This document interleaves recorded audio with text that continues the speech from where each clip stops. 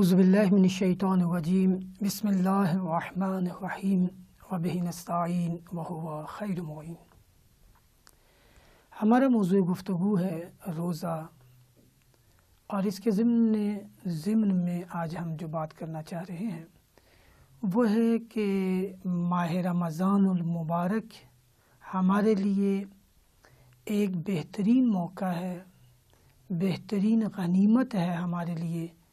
کہ ہم اس ماہ مبارک میں اپنی کمیوں کو دور کریں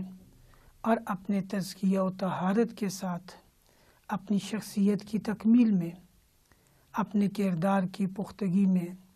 اپنی سیرت کو بہتر بنانے میں ہم تگودو کریں اور رضائے الہی کے لیے کمال انسانی کے راستے پر گامزن ہو سکیں۔ جس طرح ایک بیج کے پروان چڑھانے کے لیے خاص وقت کا تعین،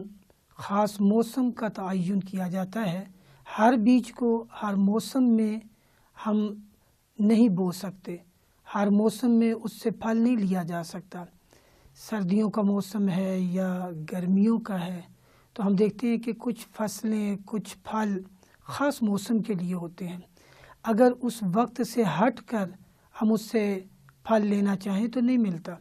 تو ماہ مبارک رمضان ہمارے لیے بہترین موقع ہے، بہترین غنیمت ہے کہ یہ وہ مہینہ ہے کہ جس میں اللہ کی طرف سے اپنے بندوں کے اوپر ایک خاص عنایات ہے، اور اس خاص ماحول میں کہ جب ہر طرف عبادت ہو رہی ہے، ہر طرف دعا، نیائش اور زہد و پارسائی اور تقوی کے لیے تگودو ہو رہی ہوتی ہے، تو پورا ایک ماحول ایسا بنا ہوتا ہے کہ جس میں انسان اگر کوشش کرے تو وہ اپنے اس وجود کی کمیوں کو دور کر سکتا ہے اور اپنے اس وجود میں جو اللہ تعالیٰ نے جوہر رکھے ہیں ان جوہروں کو نکھار بخش سکتا ہے۔ حدیث مبارکہ ہے کہ رسول پاک صلی اللہ علیہ وسلم فرماتے ہیں کہ ان للہ مائدہ، کہ اللہ تعالیٰ نے اس ماہ مبارک رمضان کو مائدہ کے طور پر، ایک دسترخوان کے طور پر بچھایا ہے۔ یہ ماہ مبارک دسترخوان ہے، اللہ کی طرف سے خدا میزبان ہے اور ہم سب اس کی مخلوق، اس کے مہمان ہیں۔ علیہ ما لا عین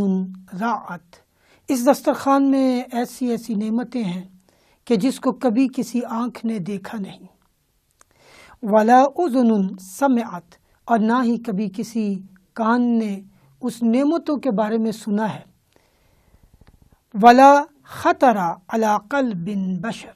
اور نہ ہی کسی انسان کے دل میں اور اس کے دماغ میں یہ چیز خطور کی ہے، یعنی کبھی اس کے دل و دماغ میں بھی یہ بات نہیں آئی ہوگی، اس کی سوچ اور فکر سے بھی ماوراء ہیں اس دسترخوان پر موجود نعمتیں۔ لا یقعد علیہ الا الصائمون، فرمایا یہ وہ نعمتیں کہ جو اس دسترخوان پر ہیں کہ جس کو نہ کبھی کسی آنکھ نے دیکھا اور نہ کبھی کسی کان نے اس کے بارے میں سنا اور نہ ہی کبھی کسی کی فکر میں وہ خطور ہوا، نہ اس کی فکر میں کبھی یہ بات آئی۔ یہ دسترخوان، اس کی نعمتیں وہ ہیں کہ جس سے فقط اور فقط روزہ دار ہی استفادہ کر سکتا ہے۔ اس دسترخوان پر کوئی نہیں بیٹھ سکتا سوائے روزہ داروں کے۔ تو پس ماہ مبارک ایک بہترین فرصت ہے، بہترین غنیمت ہے، بہترین موقع ہے کہ ہم اپنی تربیت کر سکیں، ہم اس دسترخوان سے ان نعمتوں کو حاصل کر سکیں کہ وہ نعمتیں کہ جو کبھی کسی نے نہیں دیکھی، اور وہ نعمتیں کہ جو خاص روزہ داروں ہی کے لیے ہیں۔ بس فرمایا یہ گیا ہے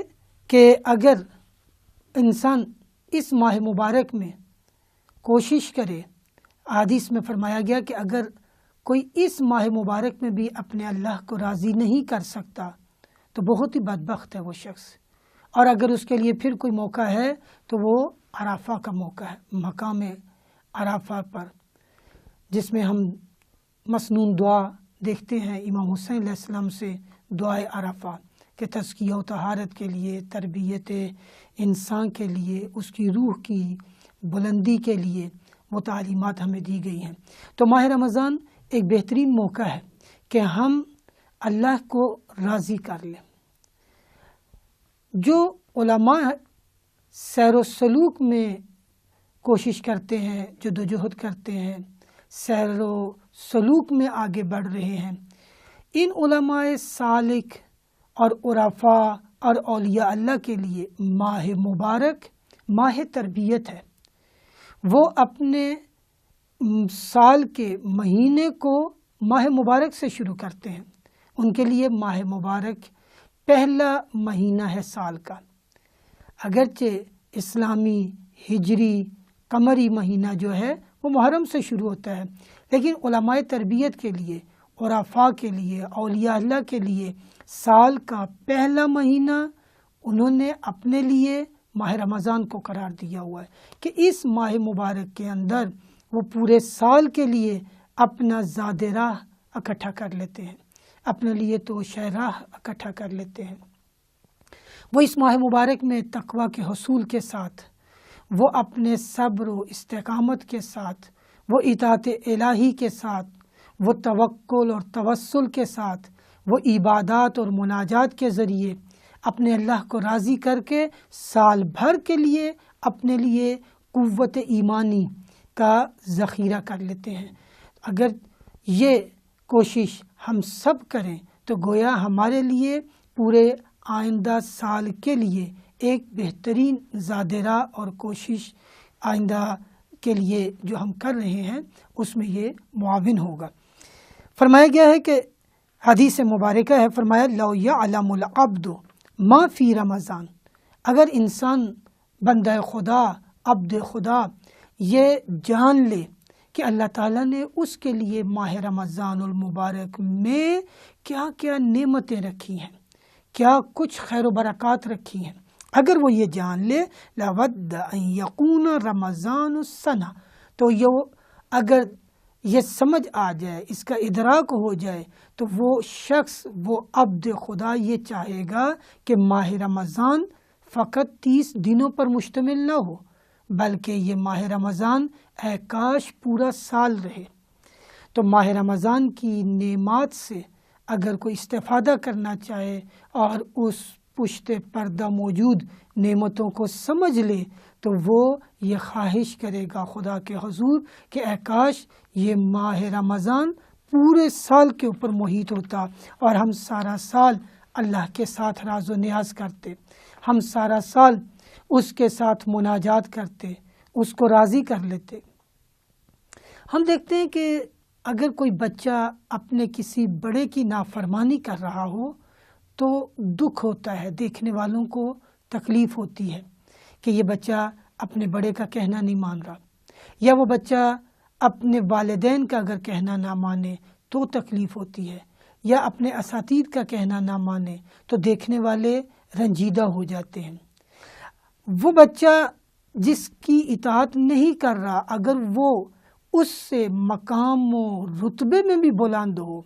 نہ فقط عمر میں بڑا ہے بلکہ اپنے مقام میں، اپنے رتبے میں، اپنی عنایات میں، اپنے احسانات میں بڑا ہو اور یہ نافرمانی کر رہا ہو تو دیکھنے والوں کو کتنا رنج اور تکلیف ہوتی ہوگی۔ قرآن نے جو کہا کہ لعلک باخع نفسک، اے میرے حبیب آپ کیوں اپنے نفس کو گھولے جا رہے ہیں ان نافرمانوں کو دیکھتے ہوئے کہ یہ کیوں اللہ کی اطاعت نہیں کرتے، یہ کیوں اپنے آپ کو جہنم کا ایندھن بنائے جا رہے ہیں۔ تو یہ ماہ رمضان گویا ہمارے لیے ایک موقع و غنیمت ہے کہ بہت حوصلہ چاہیے، بہت ہی جرأت چاہیے، یعنی بڑے حوصلے اور جرأت کی بات ہے، بڑا جگرا چاہیے کہ اللہ کی نافرمانی، اور وہ بھی اس ماہ مبارک میں کہ جو ماہ ہے ہی مغفرت کا، جو ہے ہی رحمتوں کا، جو برکات کا مہینہ ہے۔ تو یہ ماہ مبارک کہ جس میں ہم برکتیں سمیٹ سکتے تھے، جس میں ہم رحمتوں کو سمیٹ سکتے تھے، جس میں ہم مغفرت الہی کا سامان اکٹھا کر سکتے تھے، جس میں ہم اپنے اللہ کو راضی کر سکتے تھے، کہیں ایسا نہ ہو کہ یہ موقع ہمارے ہاتھ سے چھن جائے۔ نہ جانے آئندہ آنے والے ماہ رمضان تک زندہ رہیں یا نہ رہیں، نہ جانے وہ قوت و طاقت جو روزہ رکھنے کے لیے ضروری ہے وہ ہمارے میں رہے یا نہ رہے، یا بیماریوں کا ہجوم ہو جائے یا حادثات کا ہم شکار ہو جائیں۔ تو بس یہ ماہ مبارک ہمارے لیے بہترین موقع ہے کہ اس ماہ مبارک میں ہم اپنی انفرادی تربیت کریں، ہم معاشرہ سازی کریں، خود سازی کریں، اجتماعی تربیت کے مواقع دوسروں کے لیے بھی فراہم کریں، ہم تزکیہ و طہارت کے ساتھ اپنے نفس کو بہتر سے بہتر بنا سکیں۔ اس ماہ مبارک میں کہ روزہ جیسے حدیث میں بھی فرمایا گیا ہے کہ حکمت و دانائی کا ذریعہ ہے، تو یہ ماہ مبارک کے جس میں نزول قرآن ہوا ہے، ہم تلاوت قرآن پاک سے اپنی حکمت و دانائی میں اضافہ کر لیں۔ ہم تلاوت قرآن پاک کی بہار کے مہینے میں تلاوت سے محروم نہ رہ جائیں،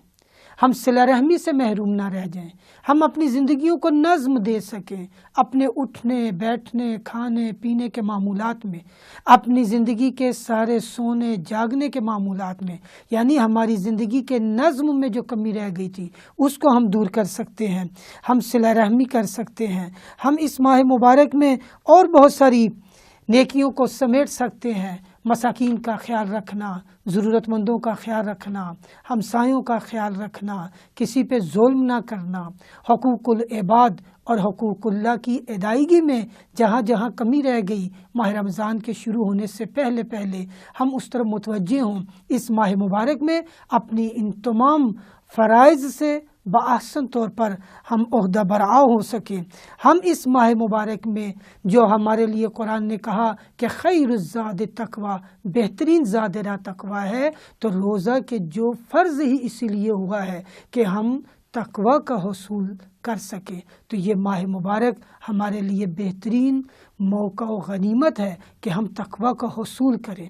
ہم صبر و استقامت کا حصول کریں، ہم تمام اخلاقی فضائل کو حاصل کر لیں اور اپنے اندر سے تمام اخلاقی رذائل کو دور کر دیں۔ اور اسی طرح اللہ تعالیٰ زندگی کے مختلف شعبوں میں ہمیں مختلف اوقات میں مختلف مواقع فراہم کرتا ہے۔ تو اس ماہ مبارک میں خاص عبادت اللہ